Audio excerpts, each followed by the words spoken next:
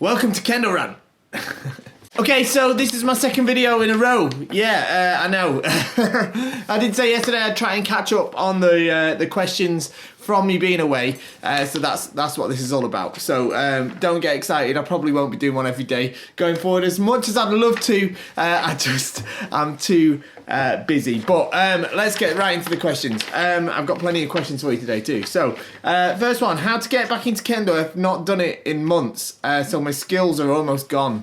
Okay, so if you're at the level where if you take a few months off, your skills are totally gone, it won't take that long to get them back. So just go back to the dojo and start again from zero, because you probably weren't that far along in the first place. And I don't mean that in a bad way, actually just hearing that in my head, but yeah, just go back and start again. Simple as that. There's no shortcut, I'm afraid.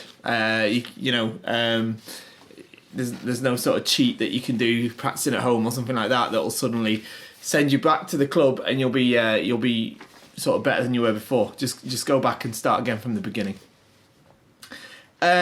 Next one, I've got a question regarding Kendo for young parents. From your experience, how do you make enough time to adequately develop your Kendo whilst fulfilling your work, life and family responsibilities? I'm a beginner Kendoka, but I had to take hiatus due to my second child being born. My two kids are now a bit older and I'm planning to get back to regularly doing Kendo. The thing is, to me, once a week or a few times a month is all I'll have time for with my current schedule. But whenever I look at regular Kendoka, I see very high standards with people attending 3 or more Kendo sessions a week, plus seminars. They say how you need to maintain this level and sacrifice family in order to get anywhere. It makes me feel shame that I'm not able to go all in and almost think if I can't go at least twice a week, then what's the point? You're a successful Kendoka and you have a family. How do you keep all the plates spinning? Okay, so one, I don't know if I count as being a successful Kendoka or not, but don't take me as an example because, I don't have the normal sort of situation. Like, Kendo literally is my life and I've given up an awful lot in order to be able to do Kendo, more than I'd advise anyone else to do. However, look, I totally understand where you're coming from though, because yes, I do have a family and I do have a business that I run. And it can be hard to spin all the plates. However, look, it's... I want you to get away from this idea that you have to practice 3 times a week or 2 times a week in order to get any better. It's easier to do. It is easier to get better if you practice more, but just going to practice isn't enough to get better. What you have to do instead, now when I started Kendo, actually, in my first sort of year of Kendo, I was only practicing once, sometimes twice a week, but really it was mainly just once a week, and I was still able to get to first dan in my first year, and what it was is that I used the time outside of Kendo when I wasn't able to go to the dojo. Now I didn't have kids or anything at the time, admittedly, right? I didn't. I was somewhat younger, but there was only one dojo in the town, and it was like, it wasn't even in this town, it was in the next town, but like it was the only one I could get to. But I just did my best to use the time outside that I couldn't go to Kendo, and whatever free time I did have, and this is what I have to do now actually, to kind of try and improve. So right now, for example, I can't practice like 3 or 5 times a week like I'd really like to, because I'm too busy with KendoStar. I do have a young family that are sort of growing up, and I do have other responsibilities, so I can't just like abandon all that and go to Kendo all the time. So yeah, I'm practicing like 2 to 3 times a week at the moment, which is a massive step down for me from before, when I was probably training like 5 to 6 times a week. So what I have to do is I'm using the time that I'm not there, and then any time that I've got that I'm not sort of at work, which isn't much, to try and recap over what I did at the last training that I did. I'll also watch Kendo videos, Mitori Geiko is such an important part, watching Kendo and trying to get the image of how you're supposed to do it. I post videos pretty much every day that I found around YouTube and stuff onto our blog, onto the KendoStar blog. So there's plenty of material out there for you to go and watch. And yeah, I mean, if you get 5 minutes, you can practice a little bit of Suburi at home and stuff like that. But don't write Kendo off because you can only go there once a week or not as much as you'd like to. You never know. You know, your kids might, when they get a bit older, maybe your kids might want to start doing Kendo as well, and maybe then you'll be able to go with them too, and then you'll be able to go a little bit more. But don't write it off. Go on down to the club and go down to the dojo and get yourself back into it. I'm sure you'll be happy for doing so. All right. Next one, question about gyaku-do. I think you mean gyaku-do. Gyaku-do is when you hit it means opposite do. So normally you hit this side, migi-do, which is the opponent's right side. Yeah, gyaku-do, sometimes called hirari-do, is when you hit the opposite side, gyaku-do. Is this effective against Jodan Kendoka? I see them often in a position after a strike when they protect their men, but the door is sometimes open on the right. So to your right, I assume you mean. Right, it's not a super effective waza against Jodan because Jodan can attack from a much further distance than Chudan because they use one-handed waza. So it's very hard to get into the distance where you're going to be able to hit gyaku-do unless they plant their feet and, like you say, they block and they just open this side. Or maybe they attack and they do this. Sometimes they do that. They do a one-handed attack and then they raise their hand this way and this side's open. It might be. It depends on the situation. But it's no more effective against Jodan than it is against Chudan. If that makes sense. Okay. These next questions, these are from the early access group. If you're not in the group, there's a link in the description. Get in the group. It's free to join. It's a great place to post your questions because not only do I answer them on this video, these videos, but it's a great community in there. There's thousands of Kendokai in there from all over the world of all different levels. So you get their sort of ideas as well chipping in. So it's a really great place to post your questions. Right. When practicing Jigeko, I haven't been in a Shiai yet. When is the appropriate time to attack? As a fifth cue, I see that an attack could be made, let's say when someone is concentrating on their kiai, but is it rude to attack during their kiai? Another example, there was a time when I attempted kote to sensei, but the sensei said there was no opening, which I understand. So I'm just wanting to learn a little bit more about when it's appropriate to attack and when it's not appropriate. Right, at fifth cue, it's not really not appropriate to attack at any point. It's not rude to attack someone whilst they're doing the kiai or the kakegoe where they're shouting. In fact, it's their fault for... You shouldn't do the this kiai, this kakegoe. You shouldn't do that when you're in the cutting distance. That's too late, all right? That happens when you're at the far distance when you can't reach each other. So like this. And then you kind of do the semi-ai.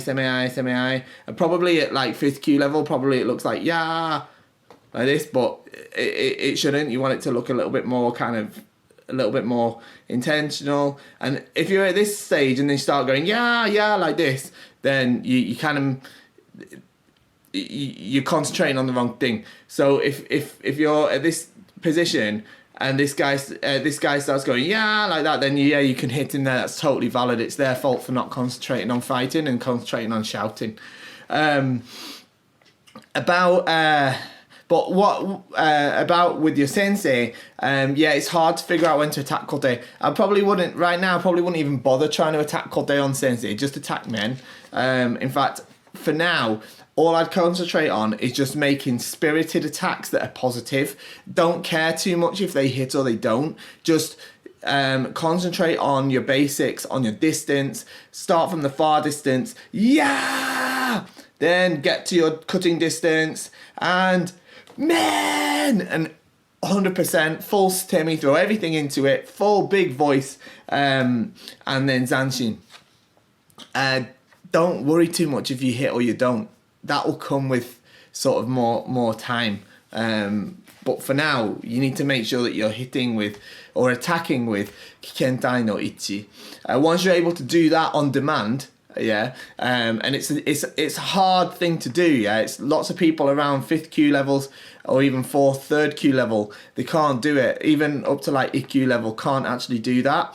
They might make the opportunity to attack or see an opportunity to attack, but when they do, they can't actually attack with Kikentai no Ichi. They can't do Fumikomi time together with their hands.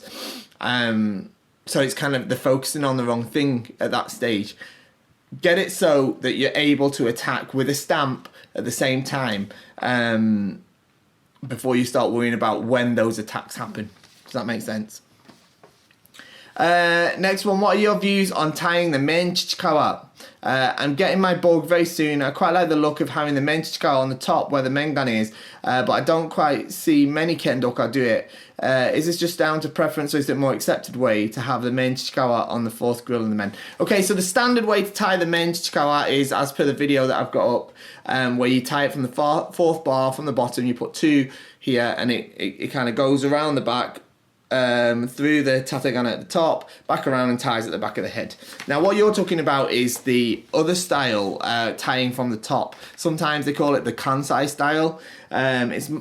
It's kind of, I think it comes from the old days when you used to win a shiai if you could wrestle somebody down and take the men off. So it's much harder to get someone's men off if they tie it in this way, because it's just using one chichikawa at the top, and then it goes, if I'm not mistaken, the himo are both tied to it. They go round the back of the head, underneath the chin, back around, back through the tategane, back round again, and then tie. So it's like wrap round an extra time. So you have to need longer himo for it generally as well. It takes a lot longer to tie the men like that, and it takes a lot more practice to do it properly. If you say you're getting your borg very soon, and it's like, if this is your first borger, I wouldn't start thinking about tying it in a funny way. It's definitely better to tie. It's easier to tie from the bottom. I don't recommend this way from the top anyway. Some people like it, which is totally fine. And when you've kind of got a little bit more experience of wearing the borgu, then you can experiment with different ways of tying the men. That's totally cool. But when you're just starting out, I really recommend you just stick to the standard way, so that you're not holding up the class and stuff while you're trying to figure out how to tie it and stuff. And like I say, it does take longer to tie it the other way, because it's got to be wrapped around the head an additional time. I personally don't like that way. I have tried that way of tying from the top. I don't really like it so much. I don't think it looks that good. I prefer the look of it from the bottom.